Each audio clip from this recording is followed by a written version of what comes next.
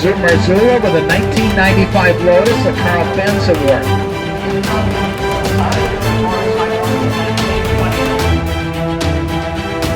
Hey, I'm out here with Vintage Motorsports. And the story starts with my great-grandfather, Walter Elmar the first. He was Buick's first chief engineer, 1903 to 1918.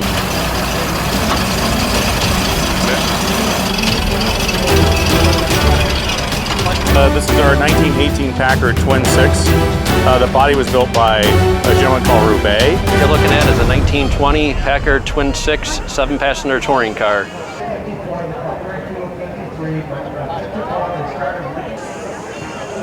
My name is Tim Haywood, and what you're looking at is a 1920 Packard Twin Six 7-passenger touring car.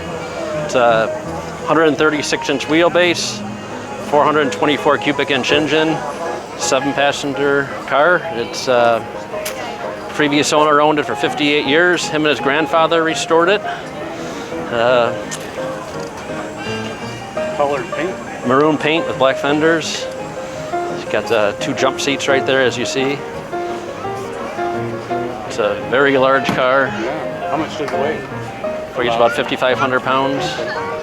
Back in 1920, it was about a $5,000 automobile. Oh, wow. Typical Ford was roughly $300. Wow.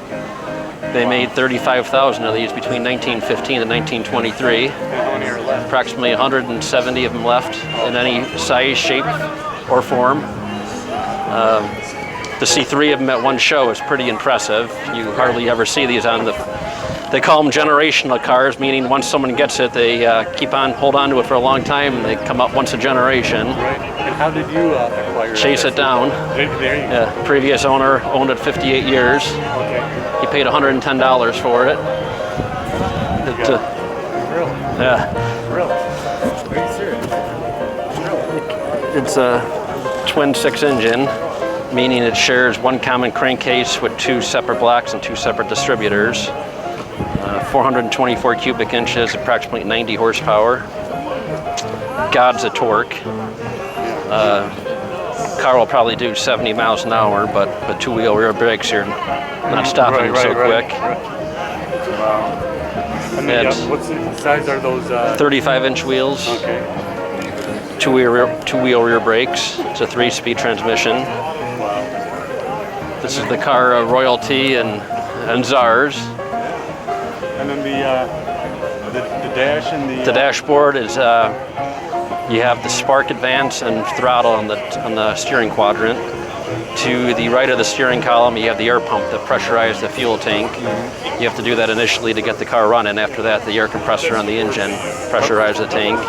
Then you just got your ignition switch and headlight switches there. Like I said, it was a very advanced car for the era. 5 years later, 10 years later, they were making them out of they were making these into tow trucks and wreckers. They were. Oh, really? These were bigger than most trucks were at the time, with the frame and the axles. Wow. And then look at this glass. The wind wings there.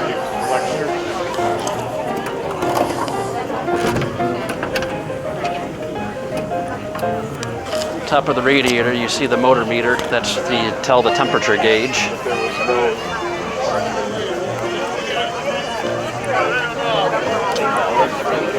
So if you see the red in the gauge above the top of it, you know you're running hot.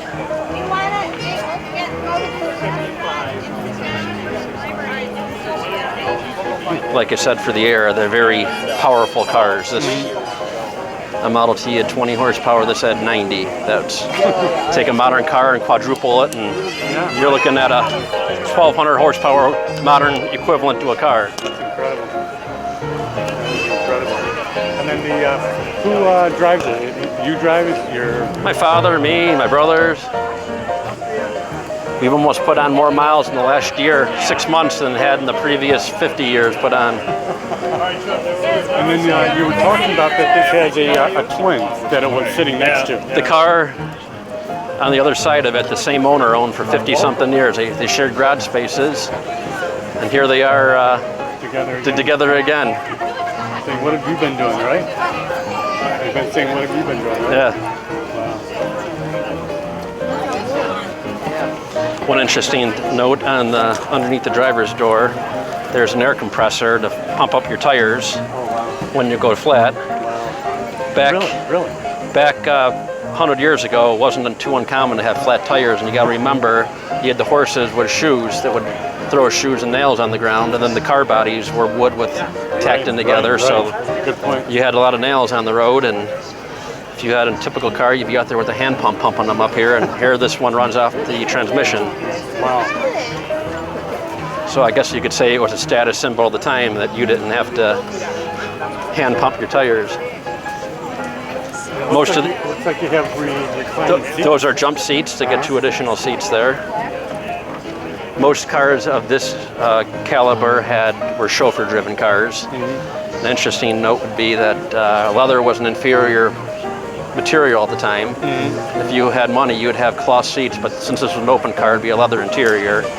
But if you had a closed car, your driver's seat would be leather to keep the chauffeur in his place in society, while you would have the fancy broadcloth. Right. And the top works well. Yes, the top goes up, 2-person to put it up and down. And so, do you have any women with these large hats that drive with you? No large women with no large hats. I can volunteer a couple if you want. And I'm going to get a shot right over there.